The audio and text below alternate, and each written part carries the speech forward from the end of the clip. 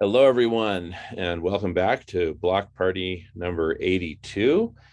We just took about 20 minutes out and watched some of Facing Future, Parenting the Planet with Dale, Justine, Amy, and Rupert.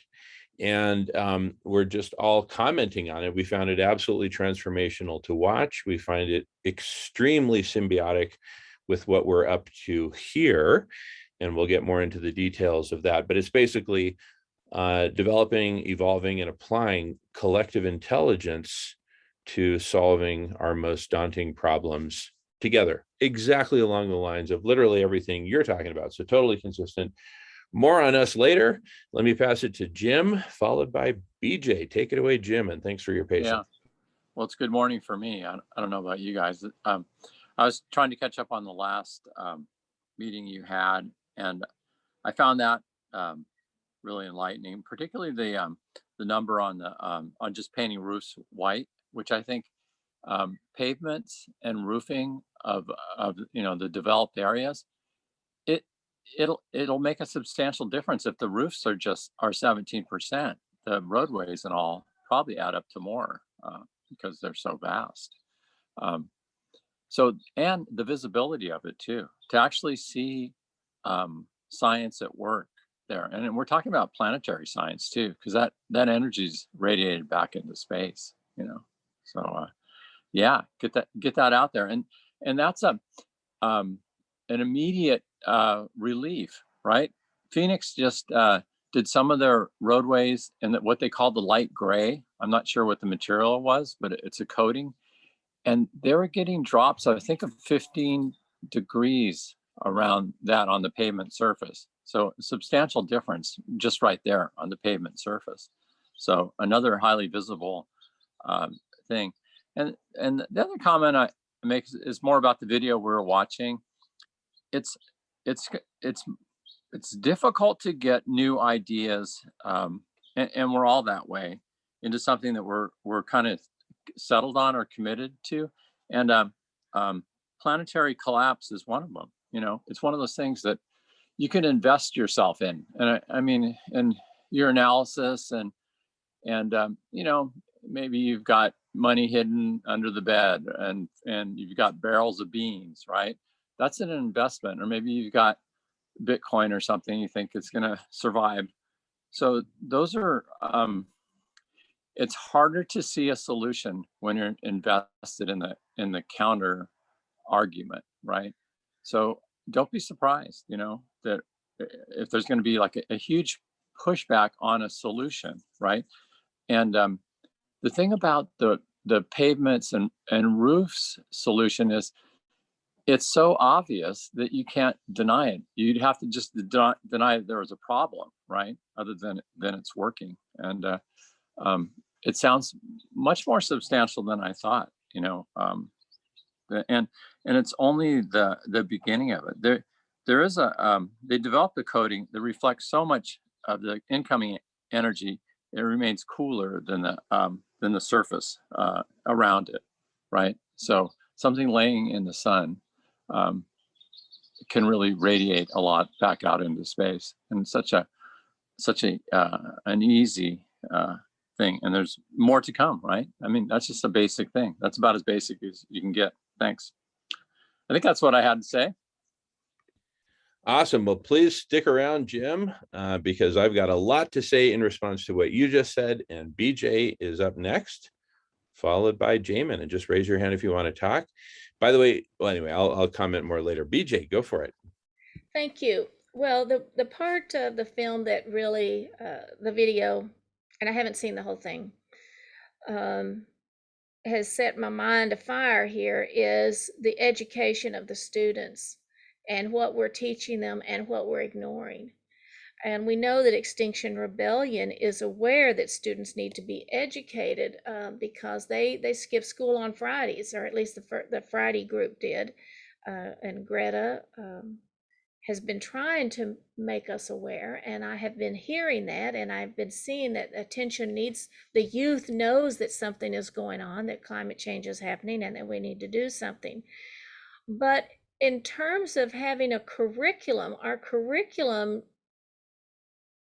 does not cover climate change. At least here in Texas, it sure doesn't. Maybe in other parts of the country and world, people are discussing climate change, but in our sciences, at least a few years ago, no, that topic was not to be discussed. Um, so that's interesting. And then in terms of just what would you discuss? Well, you want to talk about the whole thing about what climate science is and get the basics of photosynthesis and trees and carbon and the nitrogen cycle and that sort of thing. But then to take it down to how would you build a campfire, like they said? What berries can you eat? And then if there's no food, does it matter if there's a campfire? You know. So it's hard not to get kind of doomy and gloomy, especially in my mind, where I think things are going to change within the next 5 years. So, so thinking about the schools and what they're teaching was pretty dramatic for me. And of course, I want to keep positive and focus on the good stuff, and how things are changing. And that's why I think it's wonderful that we have food healers here and people, immune boosters, who is providing plant-based foods to people, which one of the speakers did talk about. She did talk about the plant-based foods and why it was so important. But if you think that, as someone said, well, if you're only going to do plant foods for yourself, that's not enough. But if we plant foods for everybody, then we're going to be able to sequester a lot. And if we do SRM, anyway, I think it takes an engineer to add up the carbon and subtract it and see where we're going with all that. Thanks for letting me share my 2 bits on that. Absolutely, BJ. Really good stuff. I've got stuff to say about what you just said. I've got so much to respond to. And one of those things is to pin Jonathan's image here. MCB, it's a new logo he's come up with for, raise your hand if you know what MCB stands for. Or just shout it out. First one to shout it out gets a plant-based dessert. Marine cloud brightening. Thank you, James. That's it. So we're going to talk, that's the kind of the big, I would just call it, Uber idea. It's more than an idea. It's a whole class of solutions. What they all have in common is they all reflect sunlight back into space that would otherwise hit the planet and get absorbed by the planet, thus adding to the overheating problem, right? It's kind of goaltending way upstream, right? Reducing greenhouse gases also will help to cool the planet, but that's a whole different class of a solution that operates on a whole different time scale than the one we urgently need to cool the planet now. And specifically by now, I mean before next summer. We've got months to do this, just really a few months to really get this whole thing going. So that leads us to exactly what Jim was talking about, white rooftops. I'm going to propose very briefly right now, but just for consideration, a whole different strategy, right? That's complementary. So yes, all systems go on the rooftops and the roadways and everything that can be made more reflective that's made by people. But then in addition to that, we've got marine cloud brightening, which I noticed that I and a lot of us have sort of been defaulting over the past few years to saying, hey, we need to make this big public conversation and the world needs to say yes to this. What if we went to the other extreme and it was something that literally only a few thousand people knew about? What? Why only a few thousand? Well, among other things, if we did the marine cloud brightening, hardly anyone would need to know about it. I don't even think we need any permits to go spraying ocean water out in the middle of the ocean, right? I mean, who are you going to ask for a permit from, right? The Santa Monica dog catcher? I mean, the United Nations? I mean, it's just, anyway, it's thanks, Sarah. So anyway, and look, the thing is, to make that a really public conversation is to invite attack, right? If we just got a handful of billionaires together, we could fund the whole thing, get it all engineered, prototype, tested in even private laboratories, university laboratories. We don't have to hide it, but if it never becomes news, if we're always seen as just these fringe geeks that are playing around with sailboats in the middle of the Pacific and the Caribbean, who cares? Let them think that. You know what I'm saying? It's almost better if they do and just sort of ignore us like some nerds playing with toys. Meanwhile, we go out there and in the middle of the night, we cool the planet. It's one possible scenario. It may be the simplest. Let's consider the principle of Occam's razor here. The simplest solution is often the best. And I mean, let's just get this done, and then in parallel, very, very publicly be doing the food thing, right? And feeding everyone. And then, of course, the ultimate intellectual engine for both of those mega projects, cooling the planet, feeding everyone plant-based foods, right? Those are the two biggies. Those are the two front runners. Supporting both of those is the foundation of collective intelligence, evolving towards collective superintelligence, and we're almost there. So this is a game of accelerations at this point. We're playing a game of chicken with the exponentially overheating planet, and we're fighting that speeding Camaro in the Nevada desert at 120 miles an hour and accelerating. We're countering that with collective superintelligence. We're going to derail that puppy very gently and non-destructively, or minimal destruction. A lot of destruction is locked in, but we can save planet Earth, Mother Earth, and all of her children from the jaws of defeat if we act swiftly enough. And that's where collective superintelligence comes in. But we can have collective superintelligence with a few thousand people, a few tens of thousands, a few hundreds of thousands, right? And we just go off and do MCB, right? In fact, if you don't hear from me for a while, odds are I'm in the middle of the Pacific doing the clandestine 007 MCB marine cloud brightening project that you never heard about, and that nonetheless cooled the planet. Anyway, wanted to pass on that thought. Okay, so we have a variety of ways of doing this, and Jim's ideas are brilliant. I love them, no pun intended. So is marine cloud brightening. So is ICE 911. So is mirror reflection. So are so many, and so we got to bring all these together as a collective intelligence to get it done. And then on to what BJ said. Education is something we're ignoring.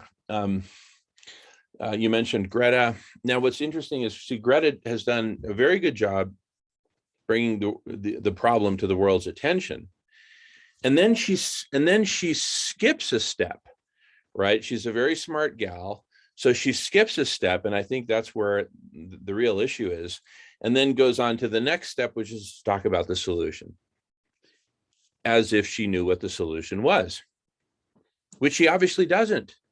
For her, it's decarbonization, right? Why? Because that's what some grown-ups told her, right? The dominant narrative is that decarbonization will cool the planet, when the opposite is true. Decarbonization will accelerate the already omnicidal exponential overheating. So the step that she skipped was the step precisely of collective intelligence, of putting all the solutions on the table, not the solutions that some bearded Swedes told her years earlier. Oh, greenhouse gases are the problem. Removing greenhouse gases is the solution.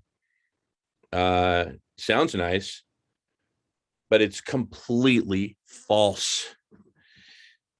Anyway, so we really need to not just talk about the actual physical solutions, but about the grand meta solution, the goose that lays the golden eggs of actual solutions, which is collective intelligence, which is right before our eyes, evolving into collective superintelligence, because it won't be long that through this channel that is being offered to us by James and everyone who's in the know about all this, is to now connect with Extinction Rebellion and some of these awesome folks in and out of Extinction Rebellion, because our conversations are now converging. That's why we're doing this recording. I'll pass the talking feather in a moment. Does anyone have their hand up? Is anyone waiting to speak?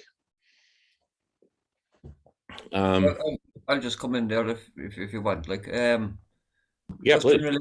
just in relation to what Sarah was saying or BJ was saying earlier about the education as well, which is a vital issue, and that's why I kind of brought the video of Rupert and Facing Future video there to your attention, is because our biggest problem globally, our biggest problem is awareness, lack of awareness to the truth, basically. You know, on a global scale, the majority of people are just not aware of the actual truth of what's actually happening, climate related and everything else, and imminence of societal collapse as a result of all that, and which Rupert is talking about, is looking like we may not be able to avoid if we continue in the current system of things. So the fact is, at the end of the day, we have to get out of the current system of things, and the most vital place to start with that, as far as I'm concerned, is to begin with our children, and changing the curriculum for the children and teaching them completely different way of how to deal and live in a totally changing environment and world that's coming down the line. That is even forecast in the IPCC reports, which is not, so we're not talking out through the top of our hats here. Anyway, the point is that we need to change the curriculum, and we need to tell our children the truth and prepare them for what's coming. Because our children, as we all know, children are more resilient than adults, and they're well capable of dealing with it. And so far, they seem to be acting as the only adults on the planet by refusing to go to school and bringing this problem to our attention in the first place. But again, yes, Jamin is right. They are acting on information that has been given to them, the science that has been given to them. And at the moment, the science is saying that we have to decarbonize, and then we'll cool it. That will cool the planet and save the, fix the problem, so to speak. That is, as Jamin said, that's completely false, but it's completely misleading is what I would say. It is necessary to decarbonize, yes, but it's a misleading information, because at the moment we're continuously heating by, as we made out, 39 times more than the energy and heat that the whole of humanity puts out in the air. Our Earth is overheating by 39 times that amount each year, because of the greenhouse gases we caused, and that's what it's retaining. And it's only so long before an oven can take so much heat, or a pressure cooker, before it blows. So that's what's been happening for the last couple of decades. The heat's been building up in our oceans, and we all know the science. The problems are coming down the line, and yes, we all need to get into our gardens and our communities and start growing food for ourselves and going plant-based. All these solutions that everybody comes here with are all necessary to be implemented at the end of the day. But none of them, as Rupert said, are going to be any good if they're run under the current system of things. But more importantly, if we don't cool the planet first. If we don't take into consideration marine cloud brightening and the benefits of how much that will cool our planet in a matter of weeks, you'll see the results.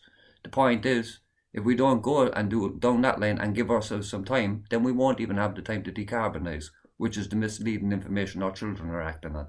So they need to be made aware of marine cloud brightening and other SRM projects like the MARE project and ICE 911 and so on. Passing the feather.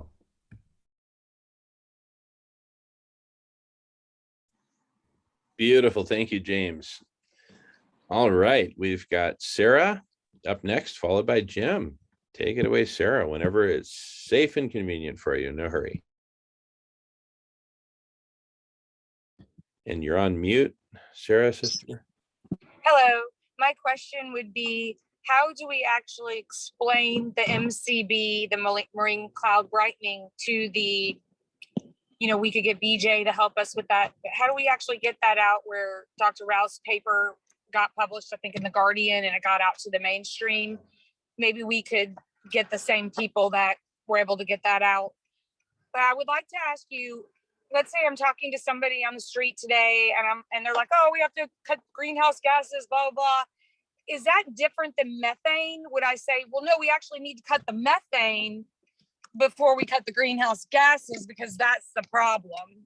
So that's my question. Like, how do you differentiate greenhouse gases from methane? And how do you explain that to the average person? Because this is an urgent issue and I believe we need to get it out urgently within our communities. Thank you.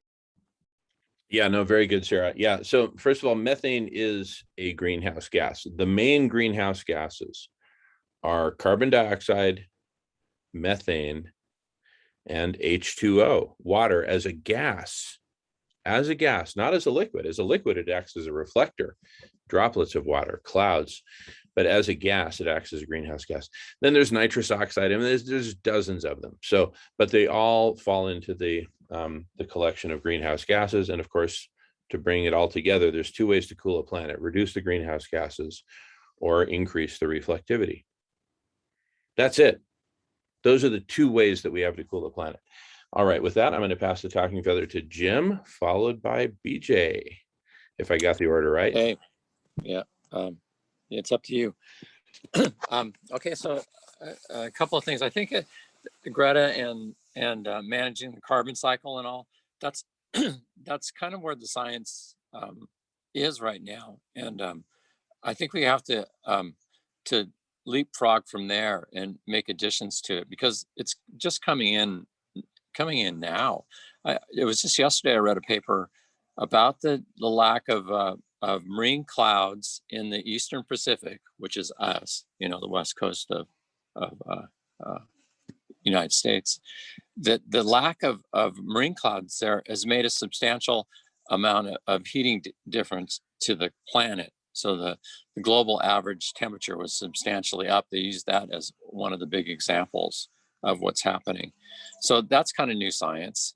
And the necessity of managing the carbon cycle and the fugitive methane, which could easily be managed, that all has to be done. So it's an all hands on deck thing. It's just, when we talk about solar radiation management, it's really the cutting edge of and it's always things we didn't want to do, but now we have to do. I remember in the 90s, we thought we could bicycle our way out of this climate disaster, and I was really involved in that. There was a depaving movement in California, and people were tearing up their driveways. The idea was to depave much of California and just get into extreme efficiency. Well, we've shot past that. That was the 1990s, and now clearly we're in catastrophic and geometric climate change. And so what has to be done is different, like, yes, we have to be efficient. And now, yes, we have to remove the historic pollution levels down to what it is now, down to what isn't polluted, which is the 300 parts per million or lower. So we know that now, but we didn't know that then. So moving into the next step, I think we can add on what's been done, and it's more of a realization. Oh boy, that's not going to work anymore. We've got to do something quicker and more substantial. Thanks. Great, thank you, Jim. All right, up next we got BJ, followed by Jamin. Please take your time, BJ. I'm in no hurry. I'll be here all day. Well, thank you. I appreciate your comments, everyone's comments. One of the things I started thinking of recently that is kind of muddling things is, I heard it on Clubhouse. They had a room on, is there some other way to discuss what's happening to our planet besides using the word emissions? And I thought, yeah, that is kind of interesting, because it leaves out the photosynthesis. It leaves out drawing down. It leaves out reflection. It leaves out other things. So I don't recall what all they suggested, but if we did look at the warming and heating index, then we could see that theoretically, if Europe stopped eating animals, then Brazil's forest would stop cutting. That's not an emission. That's not an emission. That is a lack of emission. That is the drawing, those, gosh, you might even call that an opportunity cost, but that is a forest that was almost going to be cut that is no longer cut, so it is still bringing down the carbon. And I'm wondering about that also for SRM. The roofs are black. There's an opportunity to make them white and reflect heat. But I'm going to have to look up these numbers from Dr. Rao, but 3 trillion trees, a ton each, when mature, that's 3 trillion tons of carbon that could be brought down. That's a lot. That's more than we need. So, of course, that takes time, and we have to do things before the trees mature when we reforest. But anyway, I was just thinking about that in terms of emissions, because just like gases either heat the planet or they cool the planet, well, emissions are maybe could be seen as they're either emitted, but they're also drawn down. Anyway, that's where my curiosity and thoughts are today on that. Thanks. All right, awesome, BJ. Thank you. All right, up next we've got Jamin, followed by Jonathan, followed by Jim. So I'll respond immediately to what you were asking there, BJ, about emissions. There's 2 kinds of emissions that we care about. There's greenhouse gas emissions, and then there's emissions of particulates. The particulates are creating reflectivity, which keeps us which reduces the rate of overheating relative to what it would be if we didn't have those particulates. So ashes, we all fall down. If we suddenly halt just hypothetically, this is totally theoretical, but do the thought experiment, because it's very telling.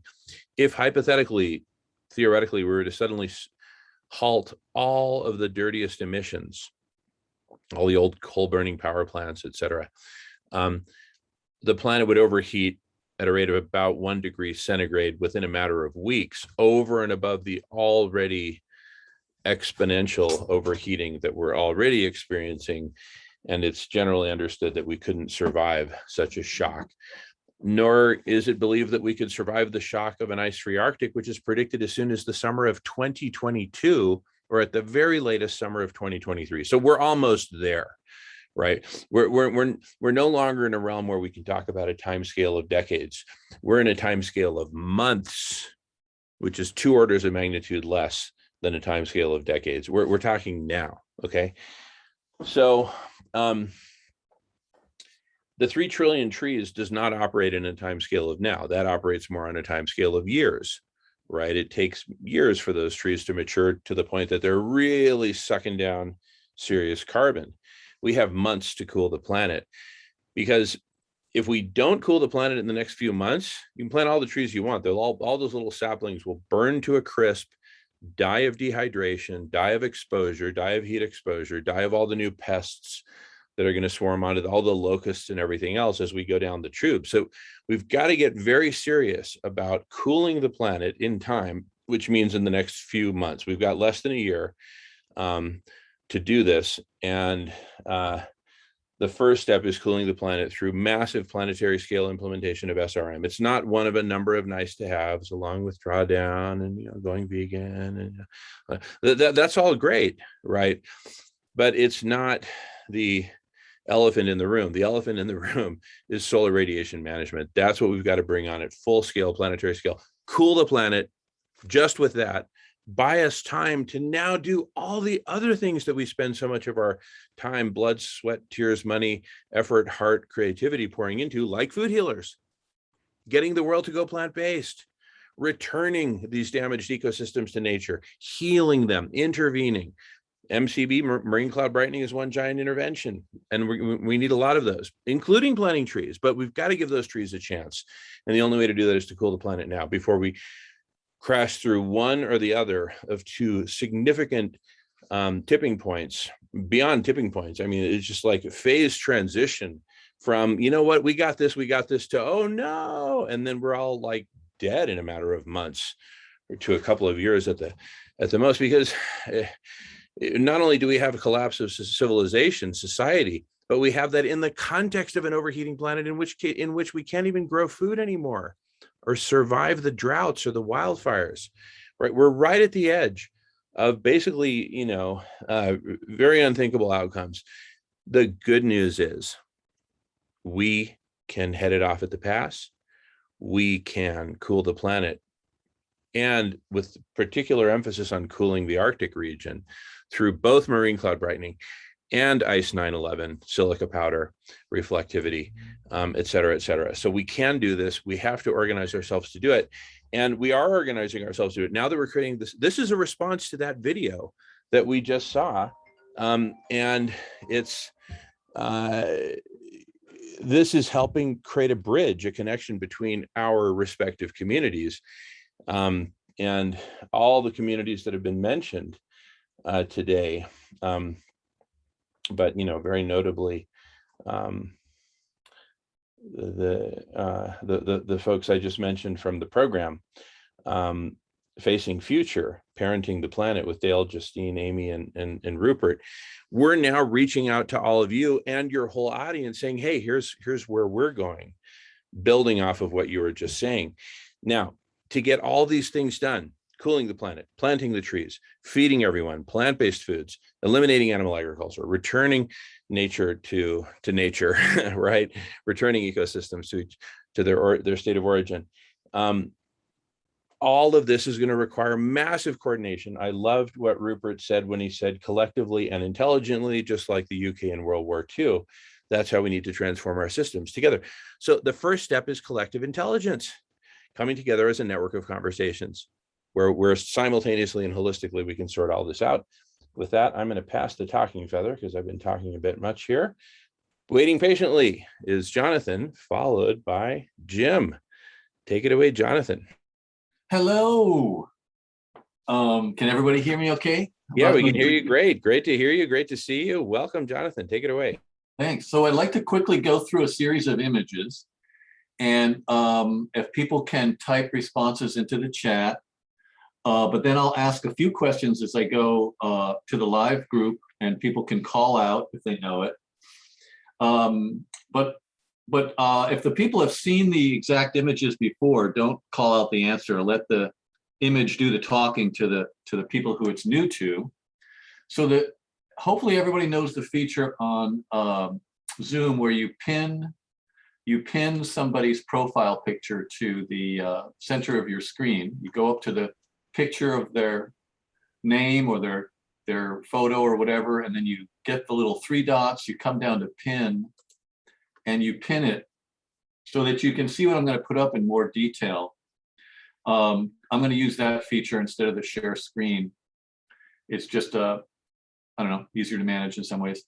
All right, so we've got this MCB logo prototype.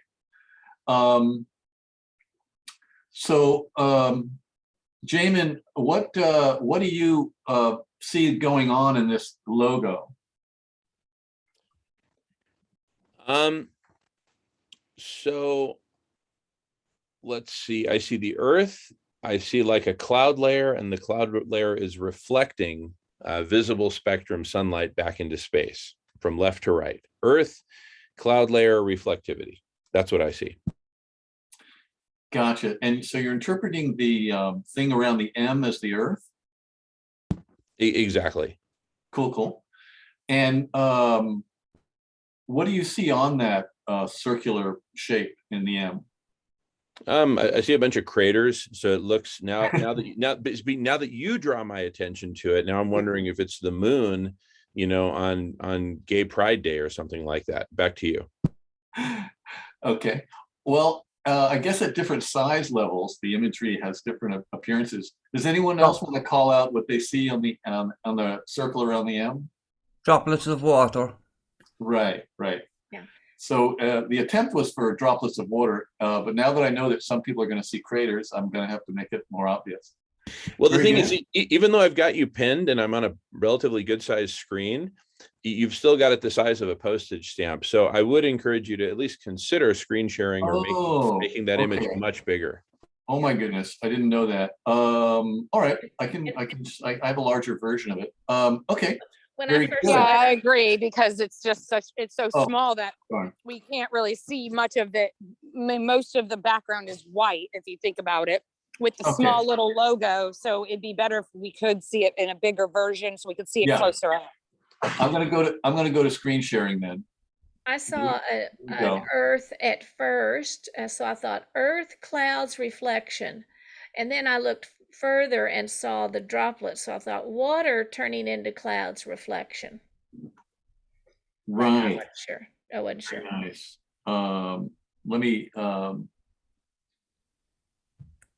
Let me try to manage a screen share that is less chaotic than this thing I was doing. Good to know that it wasn't showing a nice big image. So let me see what we've got here. All right, so I've got a section of the screen. All right. Let me If you open the picture first and then screen share, you'll see the screen. You'll see what picture to share. Right, thanks. Probably know that. Sorry. No problem. My computer slows down a lot during screen share too. It's a big bandwidth hog. Okay, so let's go to here, and this is in here, and then is it in there? Yeah, there it is. No, that's the old one. Okay. All right, well, I'll go through a process of showing you an old one. So this is an old one. And the funniest thing happened. I sent this to, oh shoot. I sent this to Dr. Salter. And he's a very direct and communicative man. And he said his first impression was oil and tears. Yeah. So I pulled that one down. So, Yeah. but in the image, of course, it's clear that the thing around the M is the ocean. Then there's a cloud layer, and then there's some sort of burst of light or reflection or whatever on the far right. But he nailed it with that black drop oil stuff. So that went away. And then the second one is now the one that I'm showing you. And there's a couple of experiments going on here where we're trying to capture some stuff. Does anybody recognize what that thing is inside the letter C? Yeah, the marine cloud brightening, the spray.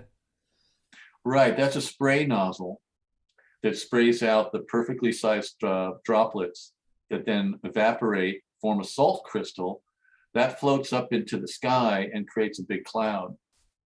But I think the nozzle, I'll have to make the nozzle a little more obvious, or maybe put several nozzles out. Or maybe do they need to know there's a nozzle there if the main idea is getting cloud droplets into the sky?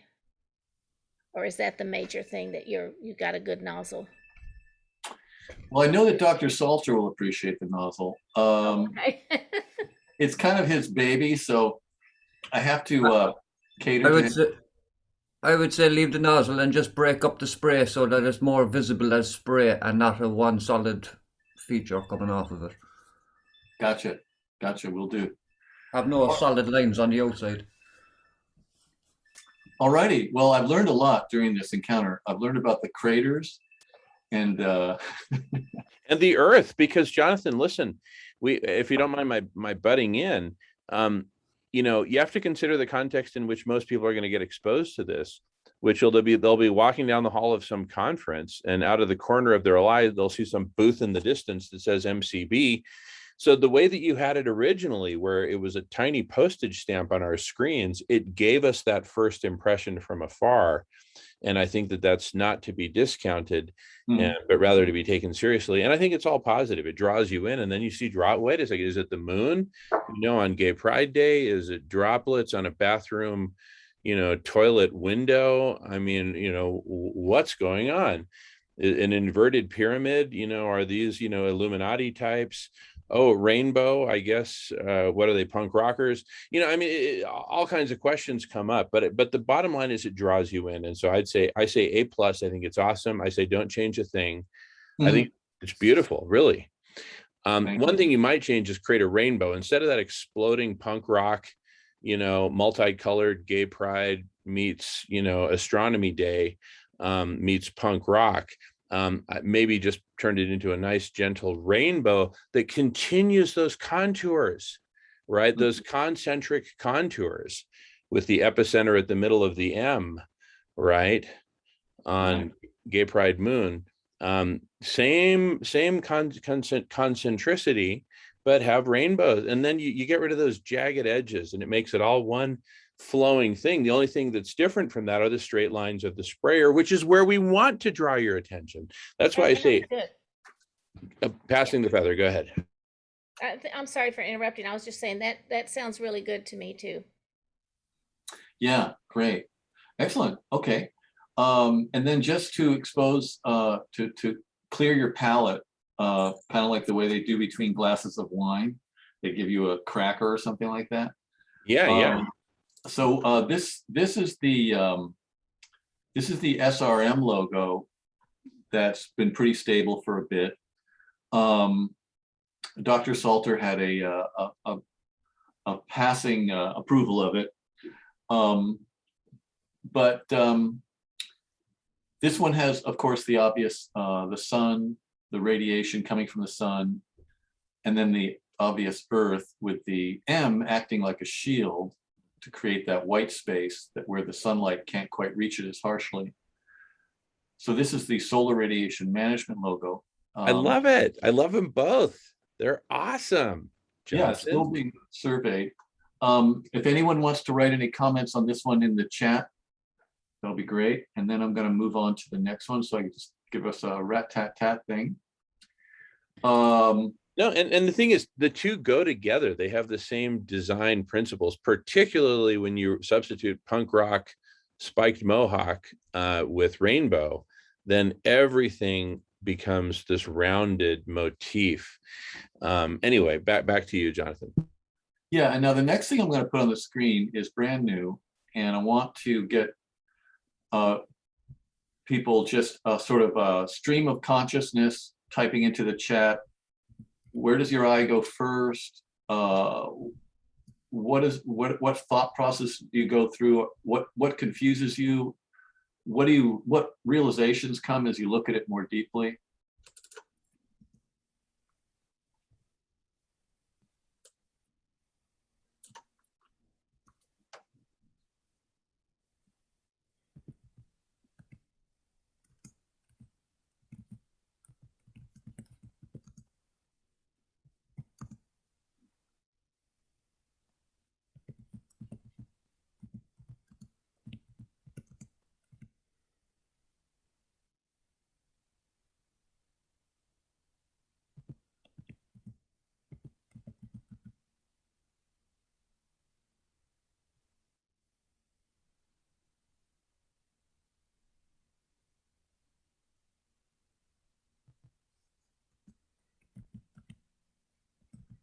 All right. Well, hopefully some of you have had a chance to type. And then Jamin, you're able to do stream of consciousness verbally like you just did on that last one. So if you want to go stream of consciousness verbally, that would be really helpful. All right. Well, you'll always get a yes for me on that kind of invitation. But yeah, it looks all about the ocean. I mean, what is this? A poster for the Monterey Bay Aquarium for Family Day on Saturday. It doesn't. It looks like some just hyper focused thing, right? Like Save the Zebras or something, right? On Easter Island. Well, I didn't even know there were zebras on Easter Island. I mean, it's just like so specific and like high tech. It almost looks like the kind of paper I'd see at some academic conference with, essentially zero consumer appeal. Because if I'm just a consumer walking down the street smoking a cigarette and I look at this, again, it looks like a poster for the Monterey Bay Aquarium or the Long Beach Aquarium or something like that. but certainly not the solution to global warming. It's just all, it looks like it's all about the oceans. Anyway, passing the feather. Yeah, yeah, that's true. There's definitely an aquarium vibe going on. For me, I didn't really get to the words above the picture and below the picture before I was distracted. So I got to the mirror and the water, the fish, back up to the surface, and then I saw, oh, that disc is reflecting light. But it just took me a while and to get to the words. I'm not sure I really. That's just me, though. Oh, no, no, the image is definitely, we're trying to make the image dominant, certainly. Yeah. Okay, that's good then. That's good. Did you eventually get to the words? And I think I might have gotten to mirrors. I'm not sure. Yeah, not sure I did before we were talking. So, but I have a slower brain, so. But no, I'm not sure I got to the words, and until you were talking. Sure. Well, take your time for the words, and your feedback on those would be helpful too. Well, the Well, first one is hard to read. Mirrors for Earth's energy rebalancing. I'm not sure that the yellow colors help me read it. I see it helps me know that that's part of the mirror thing, so that's good. But I can read real easily. Protecting ocean life by cooling with mirrors. That's easy to read because it's all yellow and big block letters for me. Mhm. And Jonathan, if I could jump in, I don't know if you caught at the beginning, but this recording that we're doing right now is all about providing a response and excuse me, and an invitation to engagement with Facing Future, Extinction Rebellion, et cetera, et cetera. And I think we've kind of veered off that topic quite substantially here. This is all great. The reason I haven't spoken up until now is this is helping to share with their whole community what we are focused on and the myriad benefits. It feels like it's perfect up until now, but I'd like to get back to responding to their outstanding video. And then I'll tell you what, then we can shift gears back to, graphic design and other things, including everything well, actually, you might want to share that one last slide, I would say, and then we can shift back to a broader discussion. Go ahead, Jonathan. Sure. Well, just in shifting back to that, it seems to me that the main thrust for our group related to SRM is this message that we've got to quiet down the drum beats for decarbonization, because it's drowning out all the other messages, including SRM. And this chart shows why SRM has to be the biggest drumbeat now, because this is a chart that through study of many papers and scientific meetings and collaborations has put together what is urgent and how big of a threat it is. And the big thing at the top is the thermal extremes, the literal temperature stuff. And sure, that was caused by greenhouse gases, but that's no longer the solution. We have to attack the temperature directly, or we're never going to get to the ocean plastics, or the urban air pollution, or the sea level rise, or the ocean acidification. All those things are interesting scientific challenges, but we won't be around to solve them if we don't do something about the temperature, because that's happening now, and it's an extinction level event. It's not slightly bad for our health, or a couple of things go extinct or something like that. It's too big and too immediate. So our response is trying to change the message of global climate awareness to, we got to do something about the temperature right now. And this chart lays it all out so that people in the different fields can help us get to the main event, which is the temperature extremes.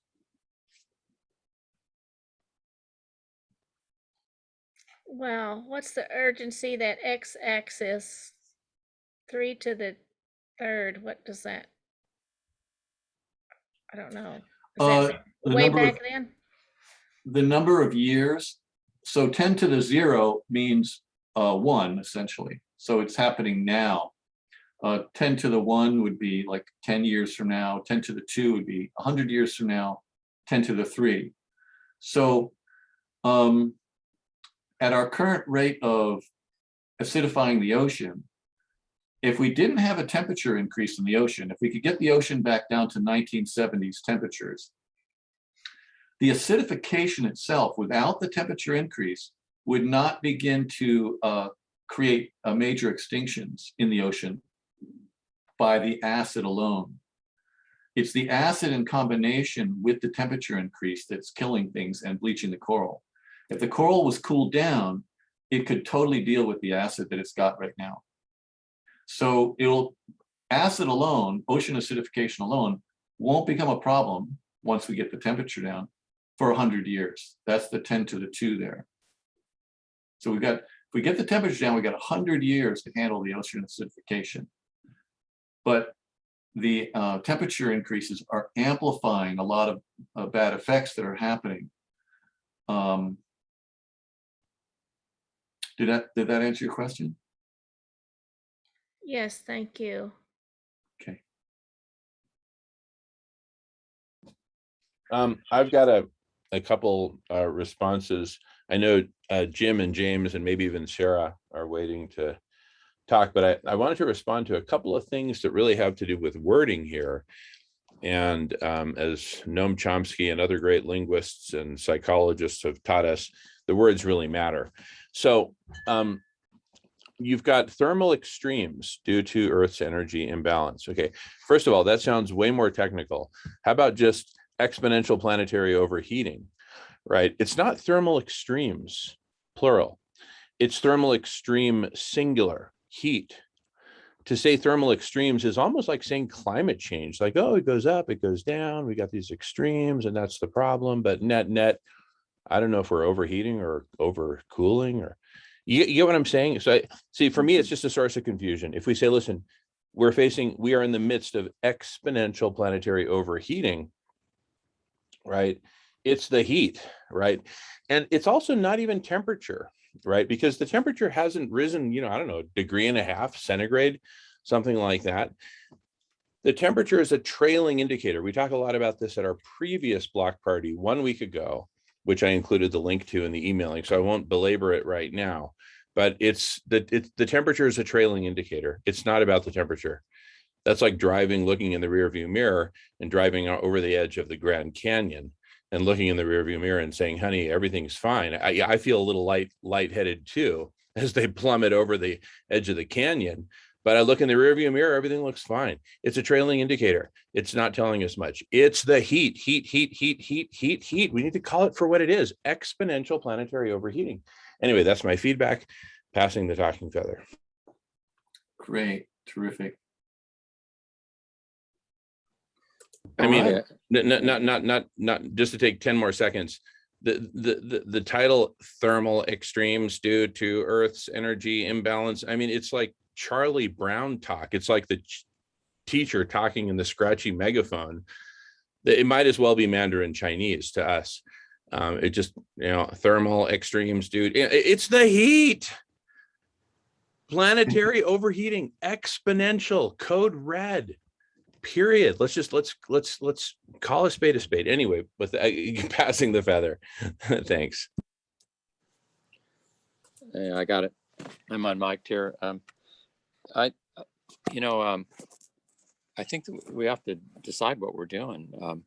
If it's so generally, I don't know if there's anybody recommending solar radiation management on an organized level. I can't think of any nonprofit that's doing it. It's usually the black sheep of mentioning, or in almost every group now.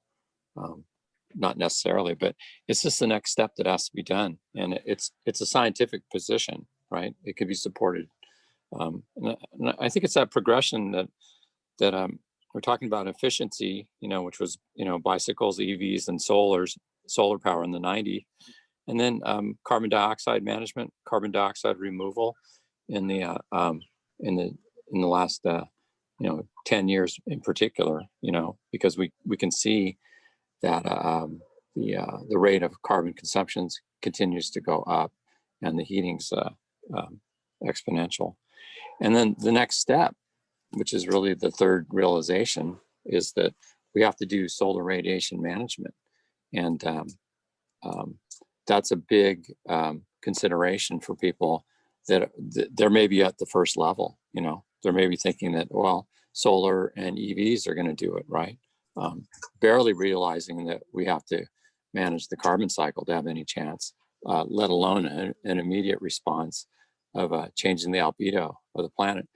And you just start talking like that, and they just think you're some kind of crazy person, or what are you saying?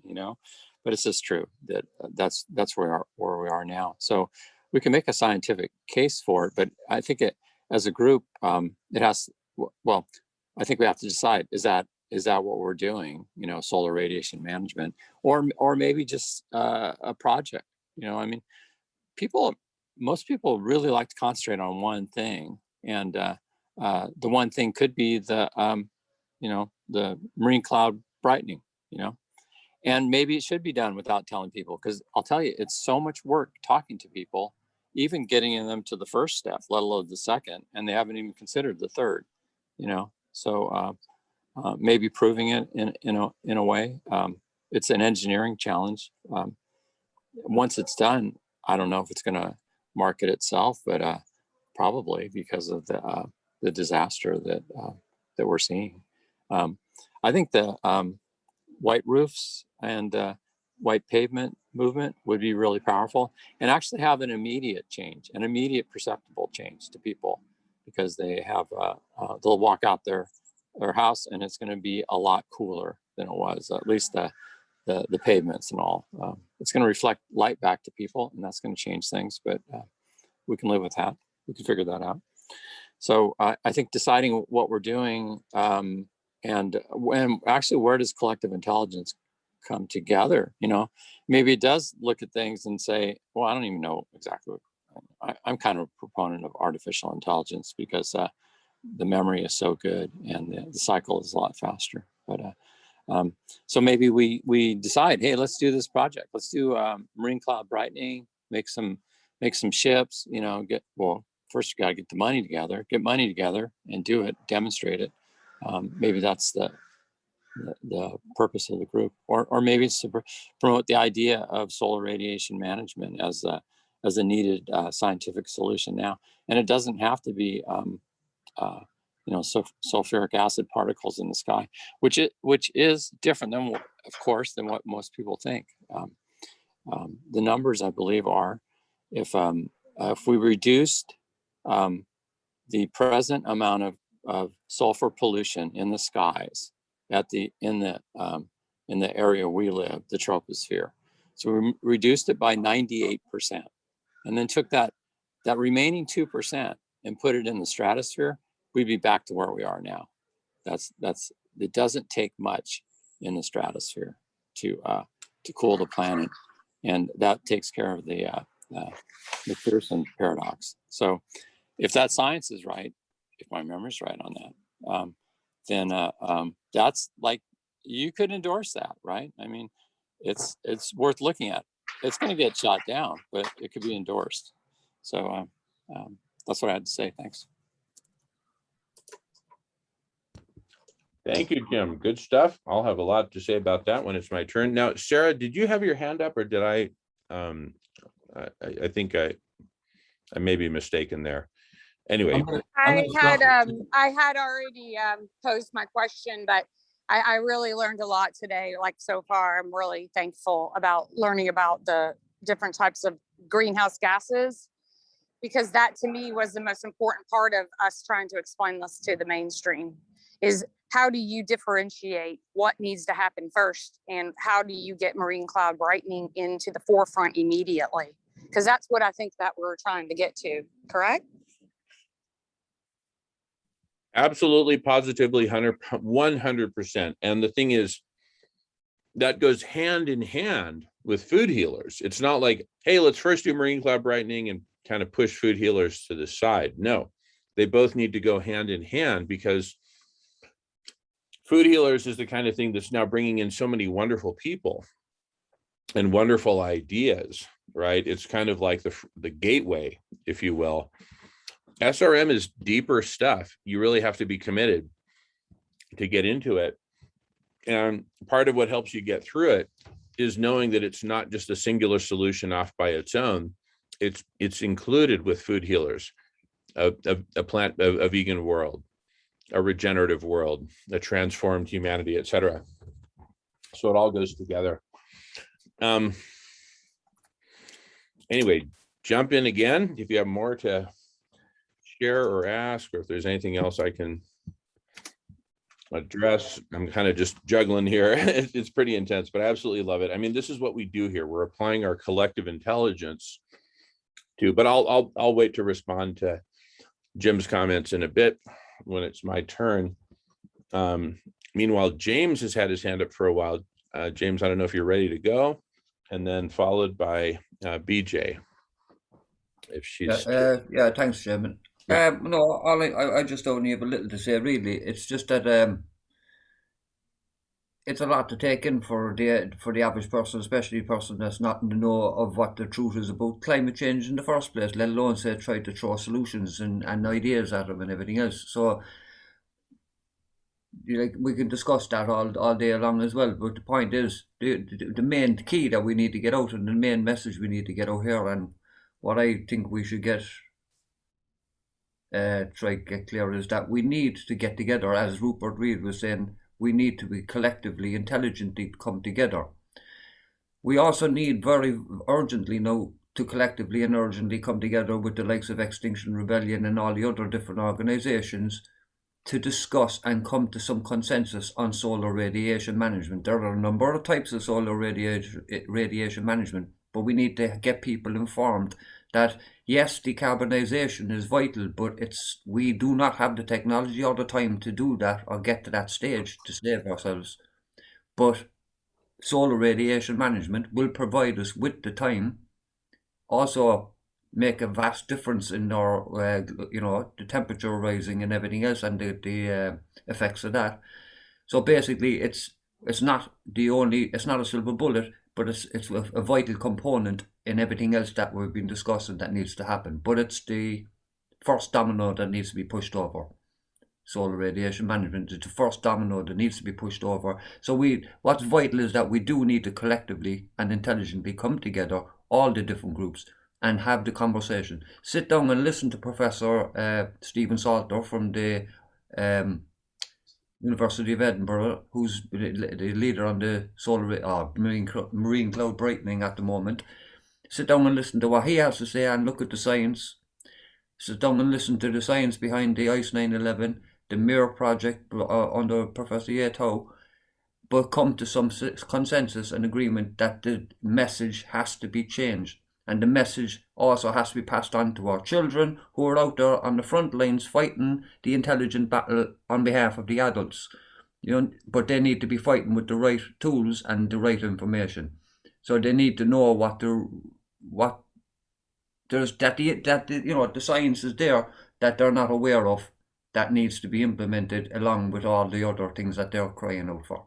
But it needs to be implemented first. So we just need to get together quick and soon. And when Jim and I also say, when you're saying we need to get this done in months within the end of the year, yes, we need to get action on it and implementation of this, and get the research into it and development into it within a year, or we're really running out of time. So we don't have time to be messing around anymore. People need to start listening to what's happening, listen to the messages, and get together. Passing the feather.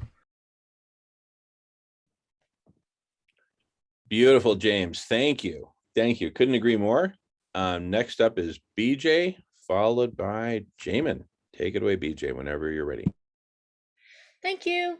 My question was about the chart that you did, Jonathan. I really appreciated seeing the articles listed in each area. Wow, that's really good. In terms of the time frame, that makes sense. But in terms of extinction, let's say we're going to go extinct and we don't want to go extinct in the next 3 or 4 or 5 years. So I try to look at that on the scale, and I didn't see how you had extinction toward the top, but it looked like really in terms of time. Anyway, I was just having trouble. Normally I can do X and Y axis and finding where we are on that, and I was just having a little more trouble with it.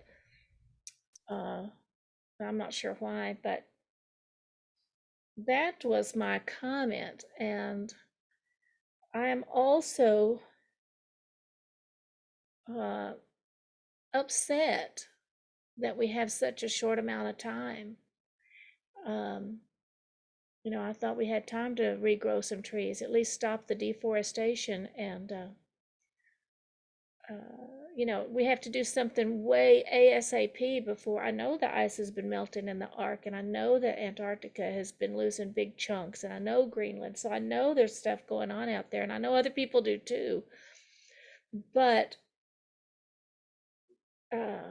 yeah, this is really putting it into a very urgent message of, let's get some reflection out there. Maybe I should even go buy some paint and paint my roof just to get some conversation going, if not something else. Okay, thanks.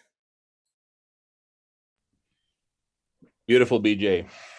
Thank you so much.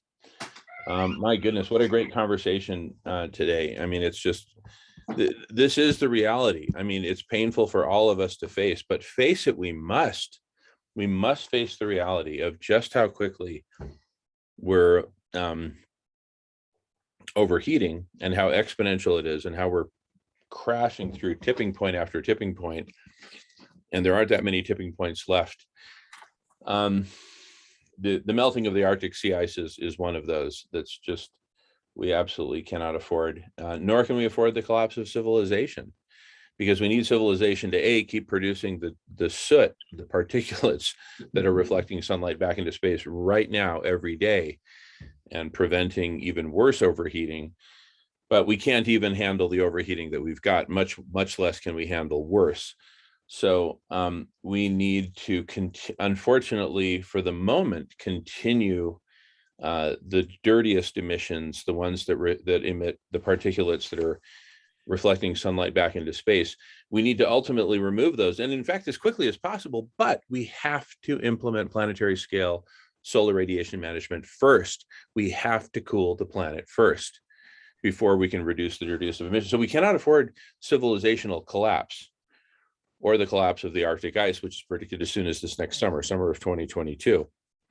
We can't afford either of those, and we certainly can't afford both. So what I want to keep coming back to is next steps. What do we need to do? We need to put together the collective intelligence as a network of conversations spanning all these topics that we're talking about today.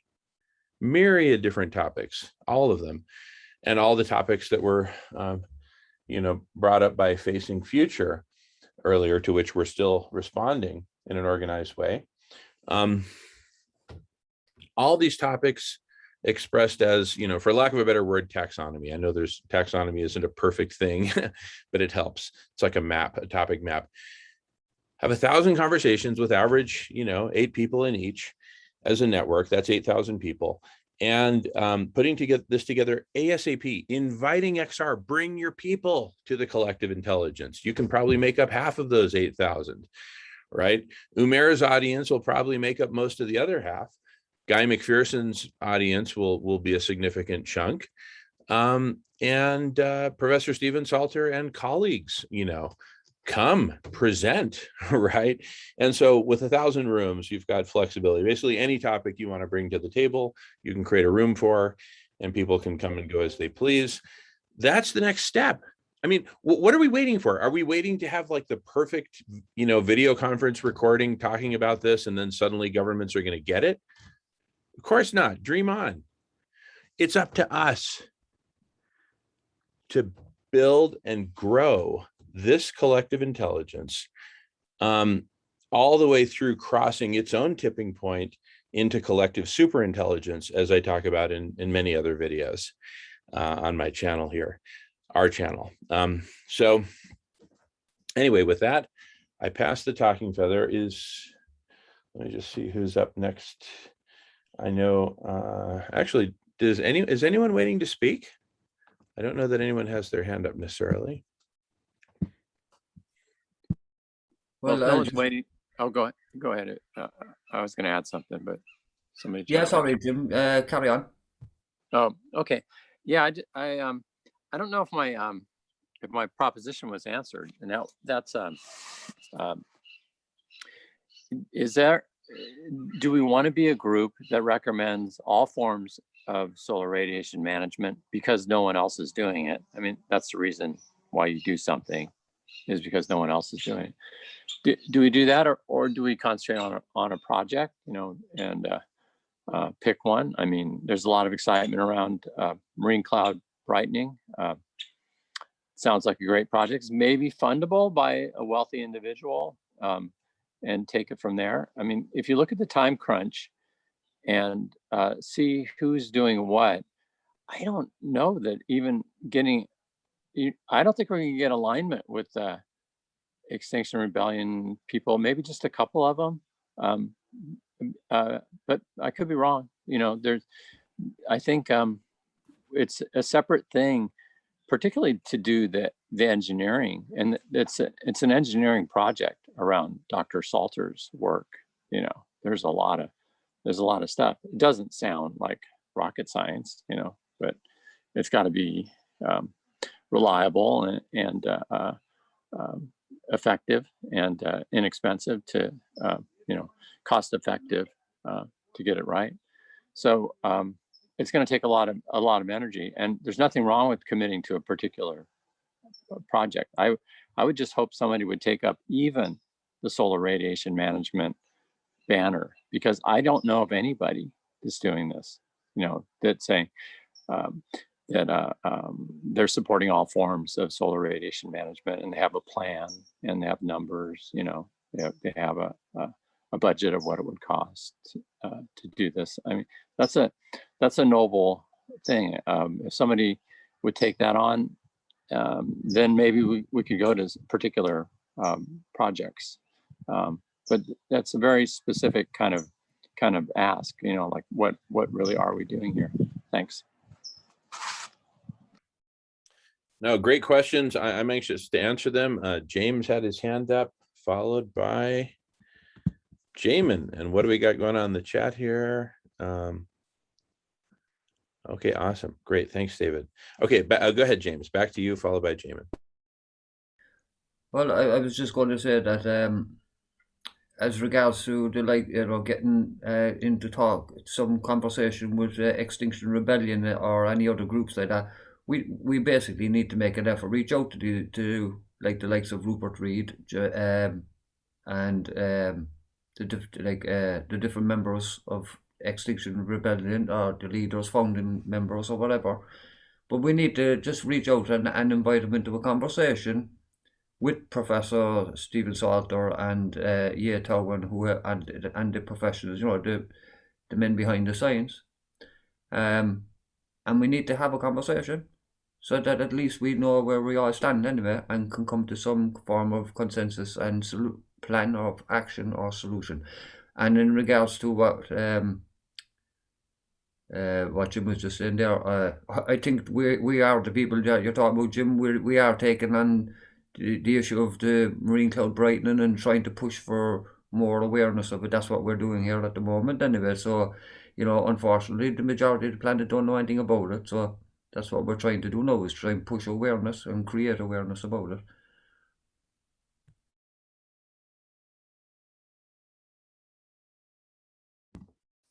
Beautiful. Thank you, James. Let's see who's waving at who. Okay. All right. So Jamin's up next, followed by BJ. So what I have to say is in direct response to what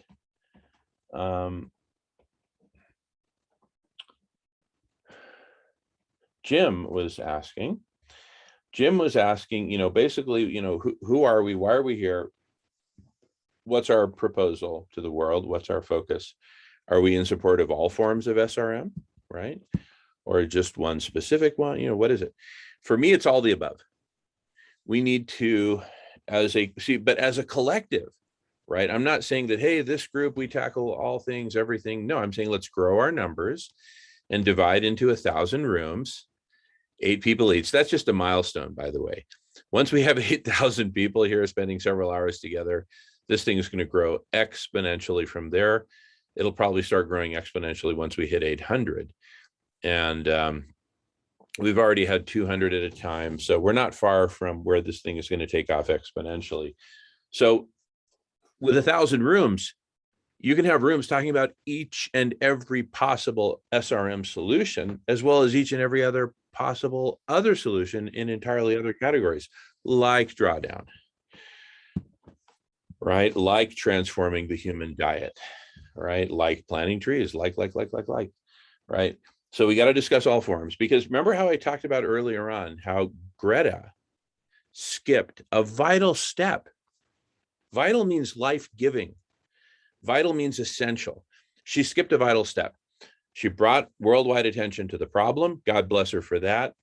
That's huge, right? And not everybody has to take all steps. Let me be clear on that. Not everyone has to be mastering all steps, but she then went straight to the conclusion and skipped the step of collective intelligence, looking at all the options to find out, hey, what are the impacts of different options? Like reducing the dirtiest emissions will also kill us.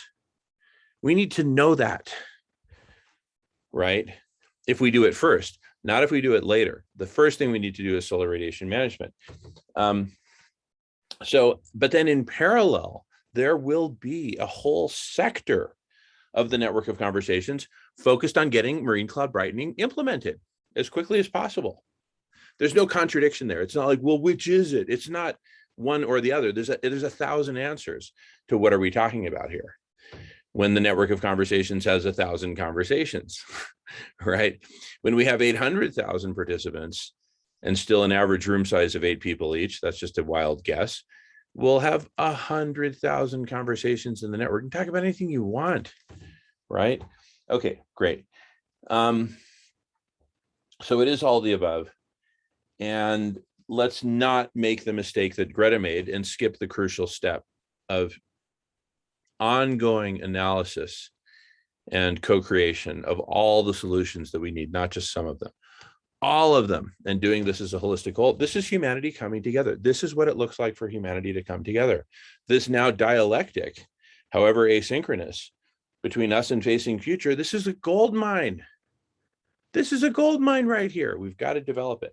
Anyway, with that, I hope I've answered some questions and set aside. I'm just saying what I think we should be focusing on, but it's up to all of us. So what do you think? It's up to, next up is BJ. Go for it, BJ. Thank you, Jamin, and thank you everyone for being here. I think 2 things might need to be added to our list and to spread the word, and that is use Clubhouse. They have engineers on there. They have a lot of people that are interested in climate change on there, and have a room that meets weekly at the same time, same day, so that they know it's going to be there, or maybe just occasionally, whatever you decide, and then send people to this room where there's further discussion so that people even start hearing SRM and solar management. And the other thing is the Vegan World Convergence meets every 3 months. And each time we try to get new speakers, but I think it would be good, and it is a room for vegans. You don't have to be vegan to come to the convergence, but if there was if somebody wanted to speak on it there, you have a lot of vegans who are very much interested in solving climate change with veganism. And for them to start becoming aware of SRM, I think that would be a good thing, and I think people would enjoy the convergence also. But anyway, that is it. I'll put the registration link in the link for you, and for those of you who are online that see this, it is bit.ly/, capital V, little case E and G, capital T, little I, little X, 26. Because our goal is to get it done by 2026, and now it looks like we need to get it done by 2022. Some major big steps while we're being vegan, while we're doing everything else we can, except what everybody's working on, which is driving less and the fossil fuels. I also wanted to say that I don't know if any of you saw Greta's speech she gave a couple of weeks ago. It was very powerful because she said what a lot of us are thinking. She said, there you go talking about blah, blah, blah. And yes, we're going to do blah, blah, blah. And she went on and on about the fact that we're concerned, but we're doing blah, blah, blah, nothing. And it's worth listening to. The only thing is she didn't end it with any action items. And before, when I've heard her talk, she talked about she wants them to take action and they're just saying blah, blah, blah, but she didn't end it with an action item. And of course, I had hoped she would say, so go vegan, but she didn't say that. And she has ended her talk sometimes with, so do your research, which is a good one, but it doesn't give action, it doesn't give enough action. Everybody thinks they're looking on the web. So we do need to get focused. And I'm really glad I came today. Thank you. I passed the feather. Thank you, BJ. That was beautiful. That was awesome. Next up is Jim, and then I've got stuff to say. Go for it, Jim. Oh, yeah, thanks. Clubhouse was mentioned, and I've been doing a weekly Clubhouse on carbon reward, which is the carbon policy of direct payments for carbon services. So carbon reward in the UN SDGs. And I think we've got about 400 members of that club. And we meet every Tuesday at 2 p.m. West Coast time. And we usually have the policy developer on, not all the time. We kind of started to sort of bring him in, but now the global carbon reward, which I put in the links, the policy developer comes on, and then we discuss how that can change and how to instigate it to get it started. And so what it does is straighten out the economy. Like it's support for restoration and the amount needed. That's how it works. It's a bank policy that's an open market for carbon mitigation services. So it does have the potential to manage the carbon dioxide cycle of the planet. It's engineered to do that. As far as the official position on solar radiation management is that we don't take a position on that. Right now it's a carbon dioxide equivalent measurement that gets rewarded, which covers the other greenhouse gases. And that's probably complex enough, but for other projects outside of it, like solar radiation management is outside of it. So that's got to be addressed as well. So that's why I'm participating with this conversation here. If I thought that just managing the carbon cycle was quick enough, it's just not. I mean, the unit of account of this banknote is going to be 100 years, proposed to be 100 years. So it's like a 100-year bond, and that's needed long term. But if you look at the changes in the next couple of decades, it's really high risk to rely on just that policy. So managing albedo or reflectivity management is critical, right? So anything we can do to increase the reflectivity, and maybe it should be called that. Maybe solar radiation management already has a bad reputation. I don't know. It's hard to talk about with people because I think most of them don't want to believe we're that far down the line, that we can't just decarbonize our way out of it. And then the consideration is, do we do it like along the scientific basis, or or get general public demand up for it. I'll tell you though, general public demand is very, very difficult to do, even in promoting what I'm doing with the carbon reward policy is recommending that others look at it. It's taken 7 years to get to the point where economists will look at it. And it's only because they have to, because a major science fiction book was written about it called Ministry for the Future. And the author's going to be talking at the next COP meeting, COP26. And so economists now feel forced, they have to, but none of them would answer a letter for the last, not saying none of them, but it's very rare in the last 5 to 7 years to get any kind of response. And out of environmentalists too, because they don't want anything to do with bank policy. They don't know anything about it, or physicists too, because it's based on the conjunction of physics and economics. So there's a lot of physics in the theory, but try to find a physicist who's also an economist. It's pretty rare. So those are all considerations on how to introduce something new like solar radiation management. I don't have the exact way. I'll tell you, the Clubhouse is amazing for finding people that do support. So I think we've made more progress since February than before. And we're just connecting with people.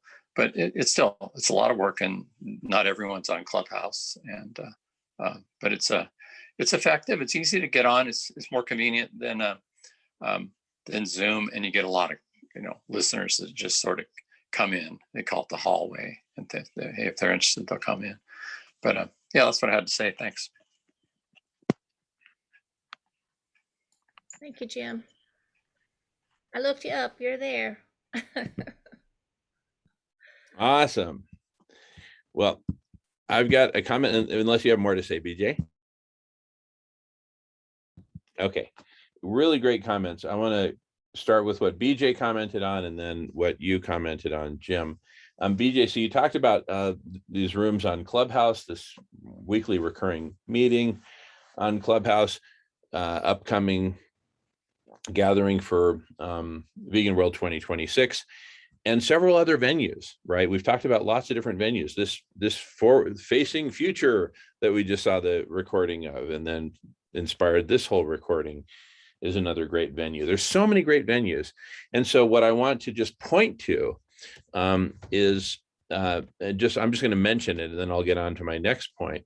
But I simply want to point to the project of the Chrysalis calendar, which is on a slow development path, has been on a slow development path the last few months, and I believe will be accelerating now, because I think the key to all this is getting all these meetings up onto a common calendar, the Chrysalis calendar, right? So we can all find each other and go to each other's meetings. But even that doesn't get us all the way to what I'm talking about, of having 8,000 people participating simultaneously across 1,000 different conversations. That's going to be kind of like the jewel in the crown of this massive, thick Chrysalis calendar with all these entries and all these goings on. You see what I'm saying?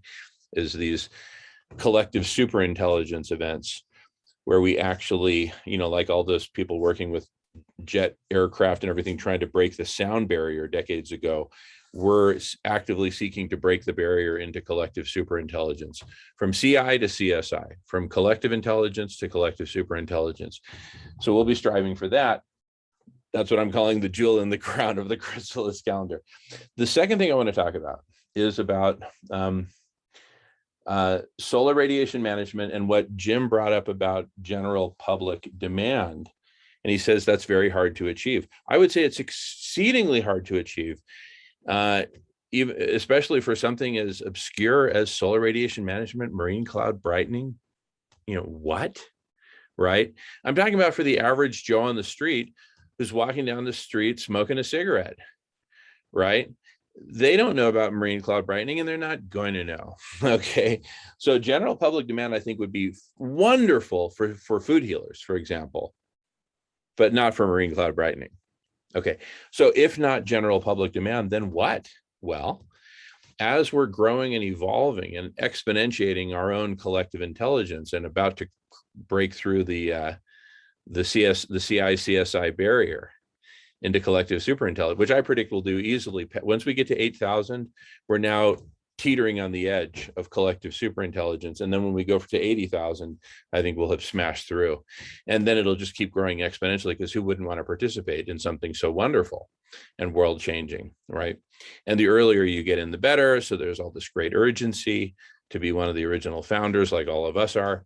But anyway, bottom line, let's evolve collective superintelligence even into the tens of thousands, hundreds of thousands, millions. We don't have to be into the billions for mass general public demand. No, that's on the order of billions. I'm saying 3 orders of magnitude less will do just fine with millions of us, because once we have millions of us, we'll have a handful of billionaires within that group who will find those ideas that bubbled to the top. This is crucial.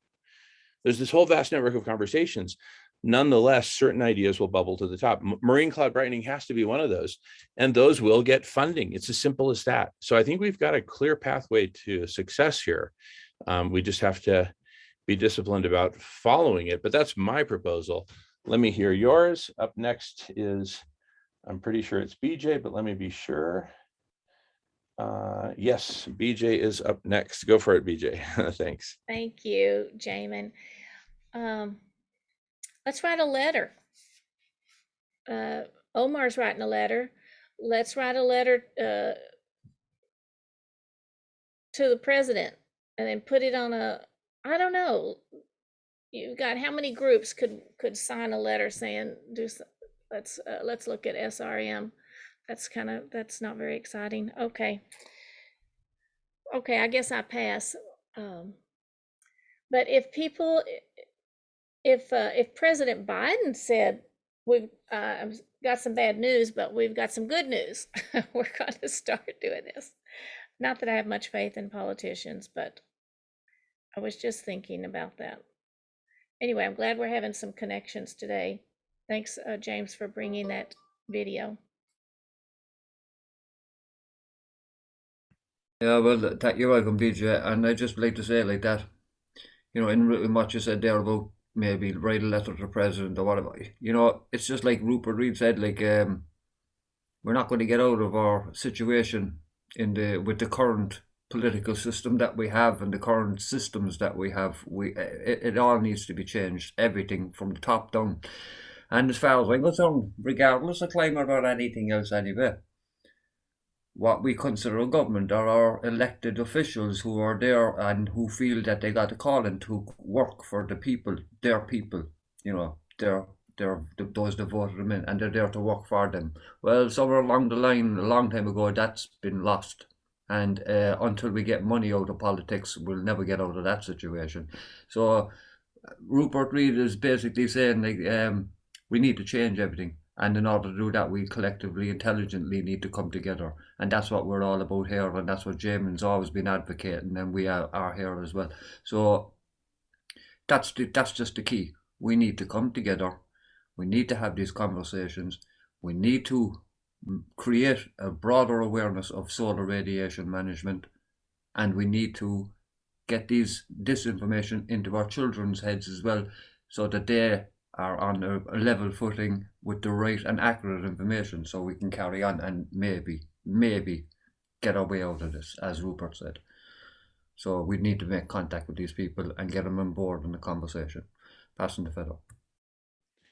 All right, I just want to interject real briefly. We are at the top of the hour, and so we're going to be changing topics from solar radiation management to the press conference. And we are recording now. Let me just add, for purposes of what we're responding to Facing Future, their conversation, we would like to invite you to participate in the press conference. And as well as this is the Friday block party, our solar radiation management. It's a 2-hour segment from 9 to 11. Just think 9/11 Pacific time every Friday is our SRM time. Anyway, let's pause recording for a moment just so we can check in with each other. All right, after a brief pause, we're gonna take a few more minutes to wrap up here at this recording. We've got Jim has been waiting in the queue, followed by BJ, followed by Jamin. Go for it, Jim. Yeah, we're wrapping up here soon, but I just wanted to bring up that Clubhouse is a self-selected group. Like you sort of click the boxes that you're interested in. If it's climate and physics and economy or something, then you'll be directed to certain kinds of rooms, and then you get to know people, and then it goes there. It's really nothing like the general public, even though they're available, because people self-select themselves to go into rooms that are their specialty. So you get a lot of computer scientists, a lot of scientists just in general, physicists, climate scientists, politicians too. They'll be interested in climate issues. I've been able to talk to scientists all over the world who have just bopped into the club to talk about their specialty, and I find it's really a great tool to make connections. And at any one time, just like our call here, the people all over the world, and some of them will stay up late. It'll be 2 a.m. somewhere, but they don't want to miss out on the conversation. So I just want to put that out there, that it's an effective technology, and that it has a lot of back channel connections you can make with people. So it's something to experience. So yeah, and thanks for the meeting today. Oh, you're most welcome. Thank you, Jim. Thank you for making it awesome. With you here, now it's perfect. And that goes to each and every one of you here. Vincent, James, Sarah, Alan, Jonathan, Marco, BJ, even me. With all of us here now, it's perfect. That's the value of the beauty of the collective. BJ is up next, followed by Jamin. Take it away, BJ. Okay, I had a question. I have a comment, but the question for Jim is, he said that somebody was going to be speaking at the COP 26, and I got the impression of talking about either carbon rewards or something, and I wondered if I didn't remember the person's name, and I don't, but it got some applause, so I wondered who that was. And then, this is this extinction, especially if we have to do some things in the next months and at least in the next year, if we're very lucky, then our regular way of doing things is not going to work, of getting people to know. I mean, it makes me think about the polar bear. He's got to evolve to no ice. Go ahead, polar bear, evolve. You've got to do it, because you're going to have no ice up there, so just evolve. And that's not something he can do. And I don't want to think that about humans, but it's hard not to be discouraged. And so to get people's attention, we're going to need to do something big. That's what DXE does, Direct Action Everywhere. They do big events. They break into slaughterhouses after they've written letters, after they've talked to attorneys, after they've done everything else. Then they go into the slaughterhouse, they get arrested, they get public, they get news by some people, at least Democracy Now! And some other places locally. So many of us have tried things to get news, and we've struggled with that, but I was just thinking, we really do need something big, and of course not terrible, but something big that will get people's attention on this. Okay, just had to kind of vent a little bit, because because this morning I was even thinking about denial, and how I deny to myself sometimes, oh, eat this, it won't be that bad. It's vegan, so what the heck? It's high fat, but who cares? And so I was thinking, and that's what many of my friends do. Oh, I don't want to look at the videos. Oh, I don't want to think about climate change. Oh, I don't want to think about it. So there's a lot of denial going on. And if I talk too negatively, of course, people don't want to hear that. So I don't have that many followers. But so it has to be something positive. And thank you for just letting me get those words out. I pass the feather. Absolutely, BJ. Please take all the time you need to get all your words out. And that's the beauty of this medium. That's why we meet here for 24 hours, not 24 minutes, right? 24 hours. There's plenty of time. Okay. But we're running out of time on this segment, and we're about to shift gears to the press conference. We'll take a little break in between. I'm going to make some final comments really quick, and then I'll pass the feather to James, and then let's wrap it up there in terms of this recording and get on to the press conference. But what I have to say is that I think we have a clear path to success, right? And I'll say that, and then I'll hear some other proposal over here, and another goes over there, and I'm like, am I not getting across? Or are these other proposals really better, and I'm the one who's not seeing it, right? So where is the non-seeing happening here? Or are those just ideas but not concrete proposals? Okay, if so, great. Ideas welcome, always welcome. But where is a concrete proposal that's actually better than the evolution of collective superintelligence to then co-create all the solutions that we need, as well as all the necessary facets to each solution, right? Maybe not necessary, but best, because there can be lots of different facets depending on which strategy you take. There can be whole different pathways to getting to SRM, full-scale implementation. We've talked about several of those today. One is a very quiet pathway. We just do it. We get together, a community of several thousand or tens of thousands of us. That'll include several billionaires who will fund it. And we just do it.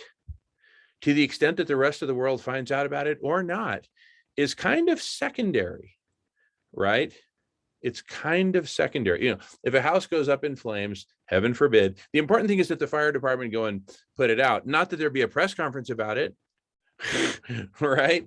So the press conference is really to bring in for me, in my mind, it's to bring in a critical mass of the change makers so we can meet each other. We can evolve this collective intelligence deep into the thousands. I keep talking about 8,000 as this critical milestone, because I think at that point it's clear that it's taking off exponentially and will soon cross into collective superintelligence. It might cross it just with 8,000 participants, but it's going to be a moment in time, because it's going to be just taking off exponentially. I think the moment we hit 800, we'll take off exponentially from there. But back to 8,000, 1,000 rooms, 8 people per room. We've got to set that as a goal, as a milestone. Again, if someone has a better proposal, please come forward with it. And it's not like this proposal of collective superintelligence is static. It's not. It's constantly evolving. It needs your input. Anyway, James has the final word, and then let's wrap up this recording. And once again, thank you, Facing Future. Thank you, all of you who participated in that and giving us a chance to respond. Dale, Justine, Amy, and Rupert. And with that, I pass the feather to James. And thanks to all of us, all of you who are here, BJ, Sarah, Jonathan, Alan, Marco, Vincent, James, all of us, and those who were here before. What a great conversation. James, take it away. Wrap it up for us, please. Thanks. Thanks, Jim. And yeah, well, I'd just like to also reiterate and thanks to Facing Future for that great documentary, or that great conversation. And I just want to say, all I want to say is that it's hard to have hope given the severity of our situations that we're facing today, like globally, everything, it's hard to have hope. But I do still managed to have some form of vision that we can pull this together, because the answers are there for us. The technologies we need are there for us. The only thing lacking is our willingness to get together and talk about it and come up with the solutions. So as to what BJ was saying, we need to do something to, I think Extinction Rebellion are a great example of gaining momentum all over the world and bringing the attention of the climate and everything to the world. They already have that in hand. Unfortunately, they're just kind of misleading. The information is just slightly misleading for the people, because that most people are unaware of the global dimming effect, for one, the global masking effect, and also solar radiation management, and the fact that that's vital before decarbonization. So the message isn't clear, And that's why we need to get in conversation with the people from Extinction Rebellion and all the other groups. We need to have a clear, concise message and be all on the same level. And no stone should be left unturned when it comes to looking for solutions. And there should be serious questions asked as to why the COP26 refused a vast amount of solutions that were put forward to help us with climate change, when their excuse was we have too many applications. There should be no applications refused. There should be no solutions refused. It's as simple as that. We can't afford to turn a blind eye to anything. Especially, we can't afford to not get together now.